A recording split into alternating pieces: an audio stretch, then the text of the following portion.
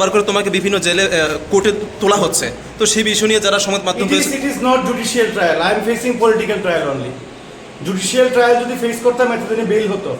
আমার যা ফেস করছি, আমি পলিটিক্যাল ট্রায়াল ফেস করছি এবং এখন বিলোনিয়া ডিস্ট্রিক্ট জাজ গোবিন্দ দাসের কাছে আমি যাব। ওনার কোর্টের প্রতি আমার কোনো আস্থা নেই, ইন্ডিয়ান জুডিশিয়ারি সিস্টেমের প্রতি সম্পূর্ণ আস্থা আছে, কিন্তু এই কোর্টের প্রতি আমার কোনো আস্থা নেই। এটা জানাতে আজকে বিলোনিয়ায় এলাম। Thank you. সংবাদ মাধ্যমের ভাইদের প্রণাম।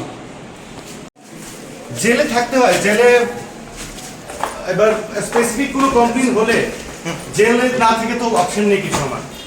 এবার ট্রায়াল কোর্ট বেল রিজেক্ট করছে, মার্ডার কেস রেপ কেসে বেল দিচ্ছে, আমাকে বেল দিচ্ছে না, তো আমি সুপ্রিম কোর্টের জন্য যাব। লেটস সি কি হয়, দেখা যাক। রাজ্যবাসী আশীর্বাদ যদি সাথে থাকে, সত্যের জয় হবে।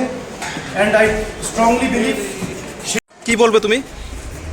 এডিসিতে সাফ, 28-এ খাবে আরো বড় বাস।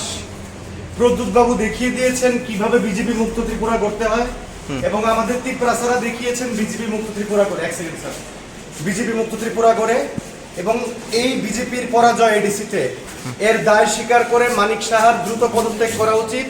প্রতিমা ভৌমিক, বিপ্লব দেব, যেই হোক, মানিক সাহার দ্রুত পদত্যাগ করা উচিত। এডিসি ত্রিপুরাকে রাস্তা দেখিয়েছে, মহারাজা রাস্তা দেখিয়েছে, এবং মহারাজা প্রমাণ করে দিয়েছে বাপেরও বাপ থাকে। এইটুকুই বলবো আমি। I am during last 2.5 years at jail. কোনো দোষ নেই, মুখ্যমন্ত্রীর বিরুদ্ধে নিউজ এবং খবর করার প্রতিবাদে জেল খাটতে হচ্ছে। এই হচ্ছে ত্রিপুরার কারেন্ট সিচুয়েশন। লাস্ট একটাই কথা বলবো, পাপিয়া দত্ত এবং মানিক সাহা ত্রিপুরার বর্তমান মেইন ড্রাগস ডিলার, তারাই মেইন ড্রাগস ডিল করছে ত্রিপুরাতে। That's all. থ্যাংক ইউ, জয় হিন্দ, সবাই ভালো।